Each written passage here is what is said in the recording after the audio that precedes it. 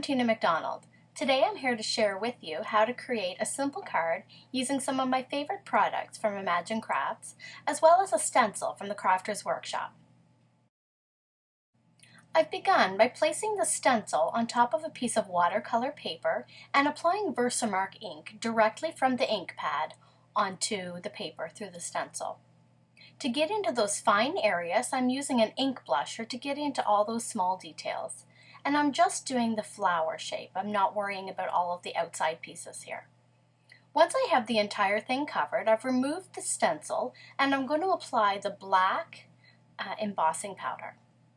Shake off the excess back into the container, and then we're going to heat set this. I've shaken off all of the excess and actually used a little paintbrush to get out some of those detailed areas that I don't want to be embossed.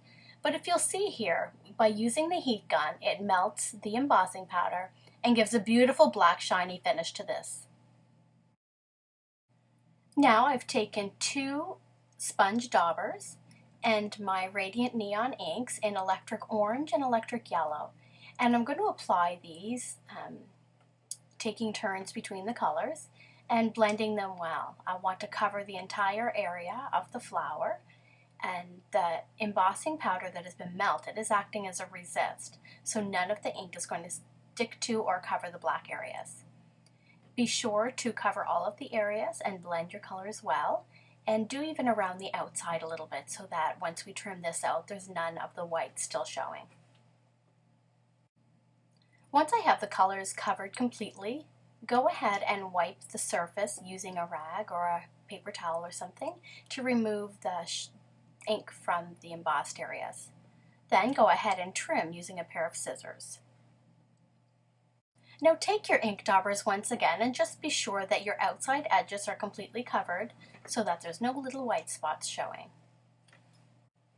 I've gone ahead and stamped my sentiment using the black tuxedo ink from Memento, and I've also outlined this and die cut it using Spellbinder's nested lacy pennants. We're going to be using some gems here to dazzle it up, and I've already also prepared my card base, layering up papers and cardstock. So to begin, we're going to take the piece that we had prepared, our card base, and I've also prepared a strip using cardstock, 2 kinds of ribbons, and some bling. Now let's pop our piece up that we had already cut. We're going to add lots of foam spacers or foam adhesive to the back just to keep it balanced and even. And we're going to adhere both of these pieces to our card. We're going to add our sentiment using foam dots as well.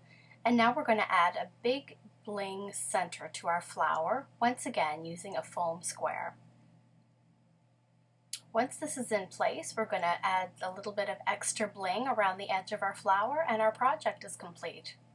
It's so simple but so beautiful. I love how you can blend these colors so nicely. Thanks so much for tuning in to today's video. For more project ideas of using Imagine Crafts products with stencils, see the Imagine Crafts website at imaginecrafts.com and follow us on Facebook and Pinterest. Thanks again for watching, and have a great day.